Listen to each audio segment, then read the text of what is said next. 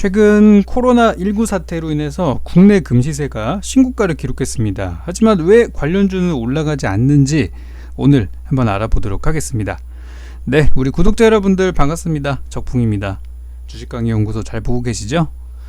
자, 요즘 우리 시장도 많이 불안하고 하다 보니까 이제 국제 금시세 그리고 우리나라 국내 금시세까지도 계속해서 고점을 기록을 하고 있는데요. 원래 이제 금시세라는 것은 이 전쟁이나 또 경제 위기 이런 뭐 사회적인 불안 요소들, 최근 같은 경우는 이 코로나 바이러스라는 질병 때문에 경기 침체가 일어나면서 사람들이 앞으로 더 안 좋아지니까 금 같은 어떤 안전자산을 사놔야겠다, 이런 생각들을 하면서 금시세가 많이 올라가고 있는 모습도 보이고 있고요. 이전에 뭐 아프리카 돼지열병 때도 그랬고요. 그 이전에는 중동 지방에 어떤 전쟁 위기가 났을 때도 그랬었고요. 작년 같은 경우는 일본의 어떤 소재 부품 장비, 일본이 반도체 부품에 대해서 수출 규제를 하게 돼버리게 되면서 한국 경제 타격 입는 거 아니야? 그러면서 이제 금값이 올라가기도 했었어요. 그래서 이제 이런 상황들이 이제 많이 우리 이제 맞닥뜨리게 될 텐데, 어쨌든 경제가 좀 위기가 될 때, 이런 상황이 될 때 항상 우리가 이제 금을 떠올리게 되는데요. 과연 관련주들이 어떠한 종목들이 있으며 또 공략 타이밍은 어떻게 보시면 되는지, 어떤 종목들을 어떻게 보면 되는지 요 내용이 끝나고 나서 바로 이어질 예정이니까 끝까지 잘 시청해 주시면 감사하겠습니다. 자, 이제 금에 대한 얘기들을 오늘 본격적으로 한번 해볼 텐데요. 현재 금 시세가 한돈 기준으로 지금 22만 7천 원이더라고요. 그래서 최근에 한 2014년도에 좀 저점이었었고 15, 16, 17, 18, 19, 20에서 지금 5년째 계속해서 시세가 좀 올라가고 있는 중이고요. 이전 고점은 2011년도였었던 6만 8천 원 수준이기 때문에 아직 전고점 대비해서는 좀 구간으로 남아있는 정도라고 보시면 되겠습니다. 자, 하락장에 오면 항상 금 관련주가 관심을 받긴 하는데 과연 어떨지, 일단 그 전에 우리가 먼저 알아볼 부분이 있는데요. 바로 이게 국제유가예요. WTI 국제유가인데, 이 국제유가와 금과의 추세는 물론 이제 개별 이슈에 따라 사정은 좀 다르겠지만 보통 같이 가는 흐름들을 보여줬어요. 여기 이제 보시면 2014년도 기준으로 보게 되면은 쭉 같이 내려가다가 15년도 초에 같이 올라갔고요. 그리고 15년도 시간이 지나면서 같이 하락을 했고 16년도에 같이 올라왔고요. 그죠? 그리고 이제 16년도 말에 좀 하락이 좀 있었고, 그러니까 지금 이제 보시면은 국제유가와 금시세는 약간의 시차의 차이는 좀 있지만 저점을 만드는 시기가 비슷해요. 그리고 17년도에 올라가던 것도 약간의 차이는 있지만은 같이 올라갔었고요. 그죠? 그러다가 이제 미중 무역 전쟁이 터지면서 여기 그리고 여기 약간의 좀 차이는 좀 있지만 그때부터 2018년도 무역 전쟁이 심화되면서 19년도부터 금시세는 올라가는 반면에 국제유가는 여전히 헤매고 있는 모습이에요. 여기는 약간 개별적인 이슈가 적용된 게 있어요.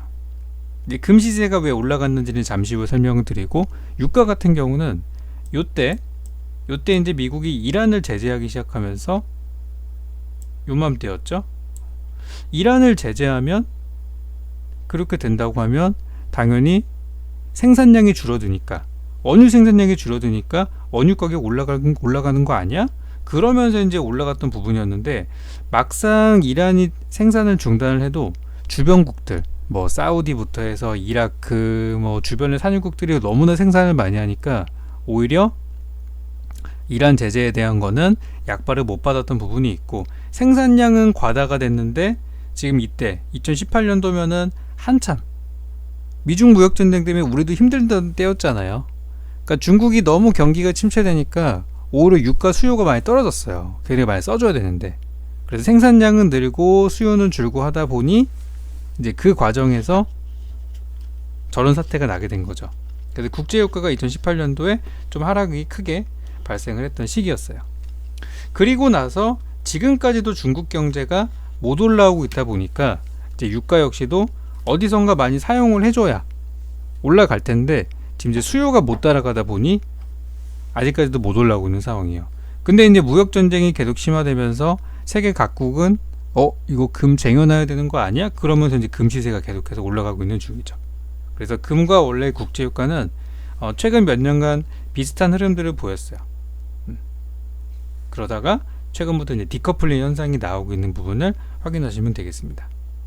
자, 근데 이제 금 시세라는 거는 원래 이게 이제 과거에 더 차트가 있는데 요것만 좀 보게 되면은 이 미국의 국가 채권이죠.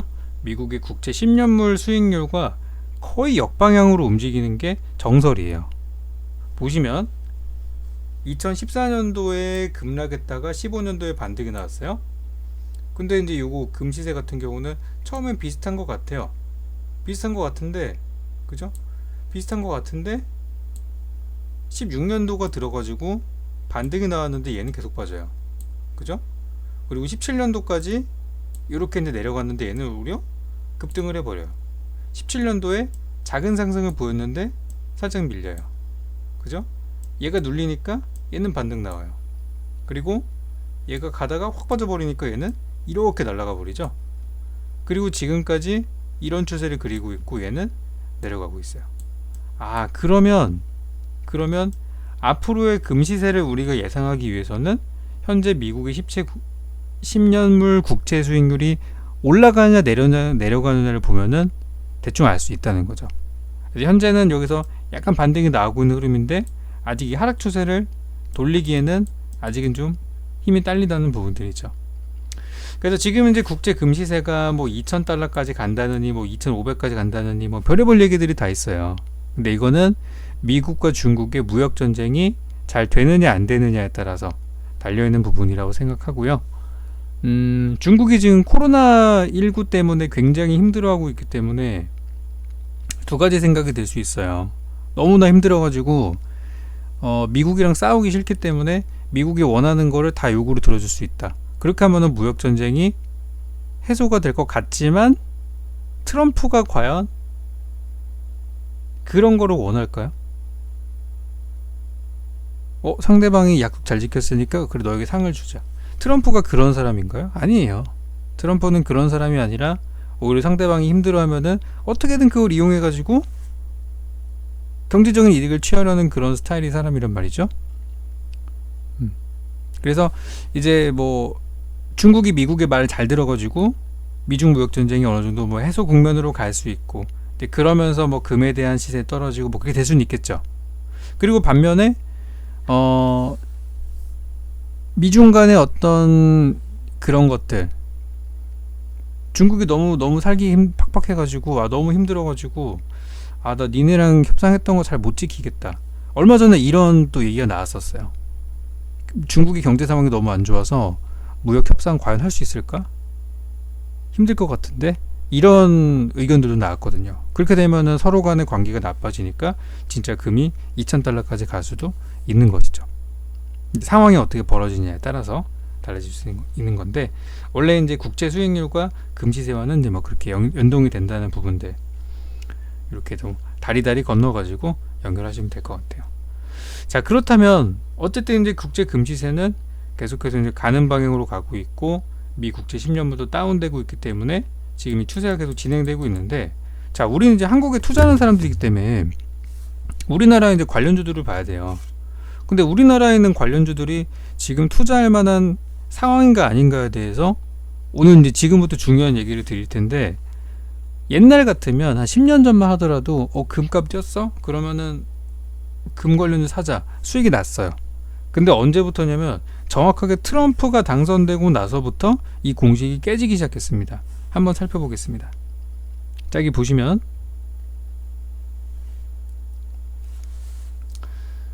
이제 유명한 종목들 중에 하나인 엘컴텍이라는 종목이 있죠.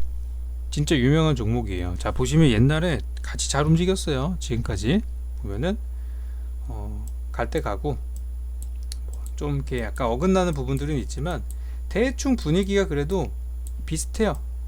그죠? 근데 2018년도에 이 엘컴텍이라는 종목이 갑자기 돌변하기 시작합니다. 그리고 금시세와 다르게 가기 시작해요. 그게 2018년도에 이벤트가 있었어요. 무슨 일이 있었냐면 2018년도 봄쯤에 이때 갑작스럽게 엘컴텍 주가가 급등을 하죠. 이때 무슨 일이 있었냐면은 남북 정상회담이 일어나면서 갑작스럽게 이 엘컴텍이라는 종목이 금속 관련 그런 종목이라고 엮이면서 북한의 지하 자원을 개발하게 되면 떼돈을 벌 거다라는 얘기들이 돌면서 남북 경협주, 자원 개발주를 엮이기 시작했어요. 그렇게 해서 정상회담이 있었던 남북 간의 그런 정말 역사적인 순간이 있었던 5월 달까지 4월에서 5월까지 시세를 내고 장렬히 전살했죠. 그리고 금시세도 마침 또 하락을 했어요. 하지만 금시세가 2019년도부터 올라가기 시작하는데 얘는 못 올라가요. 계속 못 올라가요. 얘는 계속 가는데, 그러다가 2020년도 1월 달에 요때 우한 폐렴 코로나19 바이러스 때문에 난리가 나니까 한번 올라갔는데 뒷심이 좀 약하죠. 얘보다는. 그리고 지난번에 남북경협주를 엮였을 때 올라갔던 그 구간을 아직도 회복을 못 해주고 있는 상황이에요. 엘컴텍이라는 회사가. 이것뿐만이 아니에요. 이뿐만이 아니라 엘컴텍 말고 이 정산해강이라는 종목도 있어요. 얘도 마찬가지로 과거에 이 금시세가 움직이는 거랑 정말 정직하게 따라갔던 종목이에요. 전날 금시세 신고가 쳤어? 들어가면 다음에 단타 수익이 났단 말이에요. 빠질 때 같이 빠지고 갈 때 같이 가고 그랬던 종목인데 2018년도에 마찬가지로 이 종목도 남북경협주의 맛을 한번 보고 나니까 그 다음부터 이제 경협주로 완전히 편입이 돼버려 가지고 시세가 가는 거랑 연동이 잘 안 돼요. 오히려 19년도 같은 경우는 역방향으로 이렇게 가는 일도 있었고 올 초에도 갔다가 밀려버렸죠. 그래서 이제 엘컴텍이랑 정산해강 같은 종목은 이제 원래 이제 금 관련 수혜주라고 많이 알려졌던 종목들이에요. 자원개발주, 금 관련주라고 엮였었는데 이제는 남북경협주의 성향들이 굉장히 강해졌기 때문에 금 테마로 보는 게 힘들다는 게 저의 생각이에요. 이미 금이 달리고 있는데 주가가 가야 정상이지, 이슈가 있는데도 불구하고 못 가는 게 정상은 아니잖아요. 그죠? 이 두 종목은 앞으로 금 관련주가 아닌 어떤 경협주라든지 다른 개념으로 접근하시는 게 저는 훨씬 좋다고 생각해요. 그러면 이제 2019년도에 보시면 이제 금시세가 이렇게 미친듯이 올라가는 이런 움직임들을 보였는데 왜 올라갔냐? 아까 설명을 좀 약간 뺀 부분이 있어가지고 다시 요거 한번 짚고 넘어갈 텐데요. 여기 이제 보면은 2018년도부터 해가지고 이제 미중 무역 전쟁이 본격적으로 터지면서 그러니까 트럼프가 당선되고 17년도에 기를 모았다가 18년도에 터뜨려 버렸죠. 전 세계 경제가 힘들어지기도 했었고, 그래서 이제 2018년도에 세계 각국의 중앙은행들이 한 해 동안 금을 엄청나게 사재기를 해가지고 1967년도 이후로 거의 반세기죠. 이게 반세기 만에 최고 수치로 물량을 사들였어요, 금을. 그래서 금값이 엄청 올라간 거예요. 보면 러시아 같은 경우도 엄청나게 많이 사서 러시아가 특히 선도적인 역할을 했다. 그래서 여기 보면은 이게 이제 언제 나온 기사냐면 2019년도 1월 달에 나온 기사예요. 19년도 1월 달에.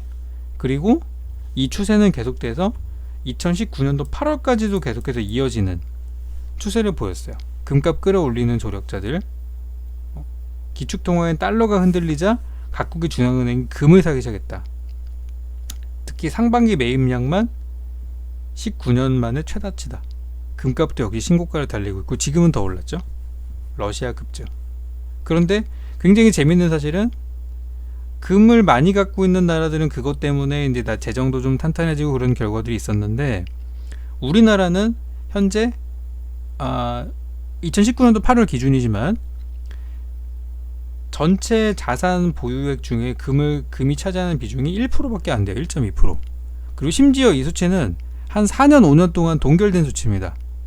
우리나라는 경제 상황이 안 좋아도 금을 더 사진 않았다는 얘기예요. 근데 보시면은 미국 같은 경우는 금 비중이 어마무시하죠. 이거는 절대치로 비교하는 게 아니에요.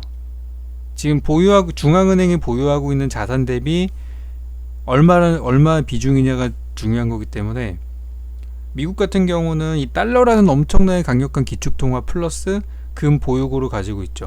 독일도 마찬가지입니다.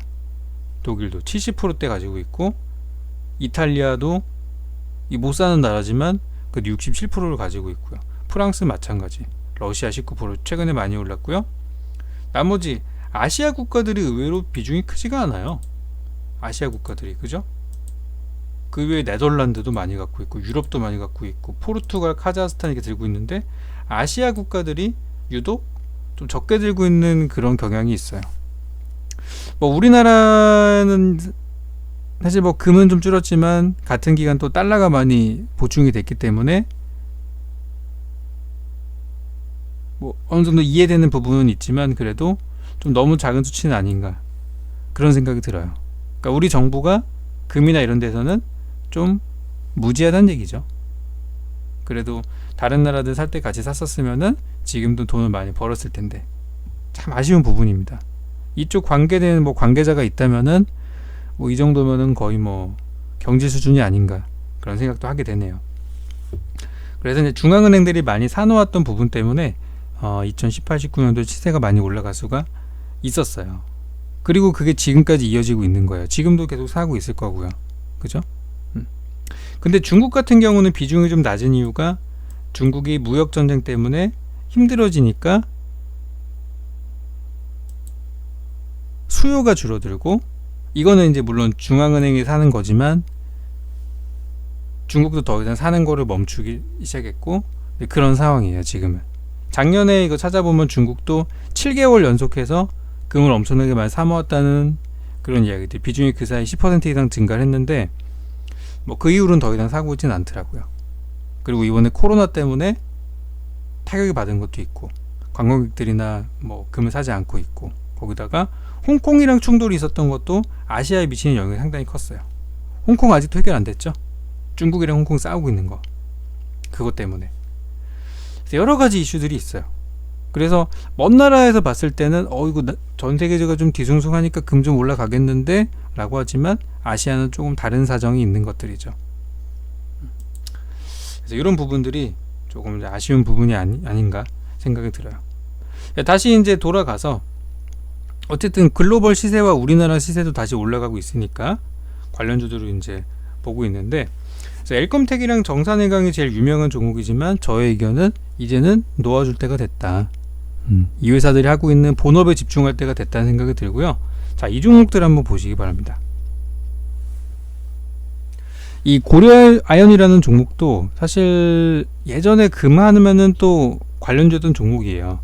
보시면 시세가 비슷하게 움직여요. 흐름이, 그죠? 추세가 얼추 비슷하죠. 이렇게 같이 가는 종목이에요. 근데 2019년도부터 해서 약간 가다가 19년도 하반기를 기점으로 해서 디커플링 현상이 발생하기 시작했어요. 얘도 따로 놉니다. 이제 최근에 급반등이 나오긴 했는데, 이거는 이제 금 때문에 간 건 아니고요. 여기 보시면 이제 신산업, 이 고려아연이라는 회사가 최근에 자회사의 캠코라는 회사를 통해서 전기차 배터리 소재인 황산 니켈을 투자하기로 결정하면서 자동차주로 엮인 상태예요. 그래서 이제 이런 종목들은 뭐 금 관련 주라는 그런 게 이제 뭐 시너지 효과를 낼 수는 있겠죠. 하지만 이거 하나만 갖고 가기에는 힘들어 보이지 않나. 그러니까 금 테마라는 게 인기가 별로 없어요. 엄밀히 따져보면은 이런 게 못 간다는 거는 인기가 없는 거예요. 지금 뭐 총선도 있지, 뭐 그죠? 반도체 있지, 전기차, 수소차 있지. 인기가 옛날 같지 않은 거예요. 금이라는 거 역시 금을 투자한다는 것 자체가 굉장히 올드한 느낌이기도 하고요. 그죠? 자, 다른 종목들이 또 있습니다. 보시면 IT센이라는 종목이 있는데, 저는 이런 것들이 나중에 어떤 금 관련주 중에 좀 실질수혜주라고 저는 보고 있는데요. 자, IT센이 이 한국금거래소라는, 이게 뭐 우리나라 어떤 뭐 정부기관 같이 보이겠지만 뭐 그런 것은 아니고요. 그냥 이름이 한국금거래소예요. 그래서 우리나라 이제 국내 최대 금거래소인 한국금거래소를 인수를 했어요. IT센이. 그래가지고 얘네가 이제 2018년도 8월달에 인수를 하고 나서 1년 뒤에 2019년도에 롯데면세점에 입점을 해가지고 이제 관광객들한테 이제 골드바를 팔 수 있는 기회가 이제 생기게 됐어요. 그래서 이제 2019년도 8월이면 얼마 안 지났잖아요. 아직 반년도 안 된 상태이기 때문에 반년 됐구나. 그렇기 때문에 이제 이런 종목들이 오히려 실제 수혜주에 가깝지 않나 라는 생각이 들어요. 그래서 IT센 이제 보면은 원래 이 회사가 갖고 있는 재료는 그런 게 아니었어요. 원래 뭐 금이나 이런 거랑은 좀 무관한 패턴들을 보였는데 요때 한참 금 시세가 박살나고 있을 때 금 거래소를 인수하면서 우리는 상한가에 갔어요. 그리고 나서 금이랑은 전혀 다른 행보를 좀 보이고 있다가 최근에 약간 영향을 좀 받은 듯한 움직임을 보여주고 있어요. IT센은 이제 이런 금이라는 재료를 빼고 나서 보더라도 공공정보기술 서비스 분야에서 1등 기업이고요. 어떤 뭐 공공기관 수주를 많이 했다는 얘기죠. 그리고 클라우드나 블록체인 관련주, 거기다가 올해부터는 블록체인을 기반으로 한 금 거래소를 운영하겠다는 계획들을 발표하게 되면서 이런 것들이 저는 수혜주가 될 거를 보고 있어요. 그래서 종목 잘 보시기 바라겠고요. 그리고 이제 IT센이랑 비슷한 종목이 하나 또 있는데 소프트센이라는 기업이 있어요. 이 친구는 IT센이랑 같이 여기 이제 SPC 이제 특수목적 법인이라고 하죠. 이제 쉽게 말하면 투자회사인데 투자를 하기 위한 회사예요.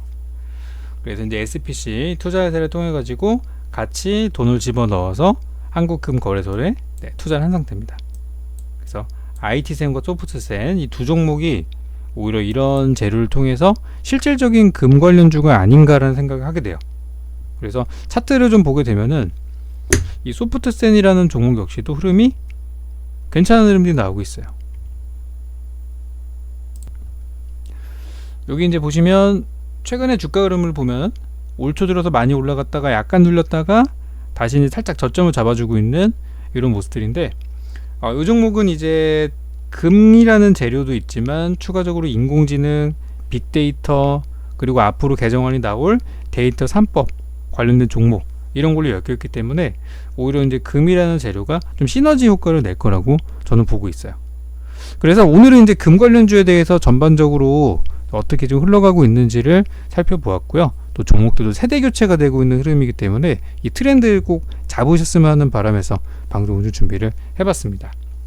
그럼 여러분들 투자하시는데 많은 도움이 되셨으면 좋겠고요. 다음 시간에 더 유익한 내용으로 찾아오도록 하겠습니다. 감사합니다.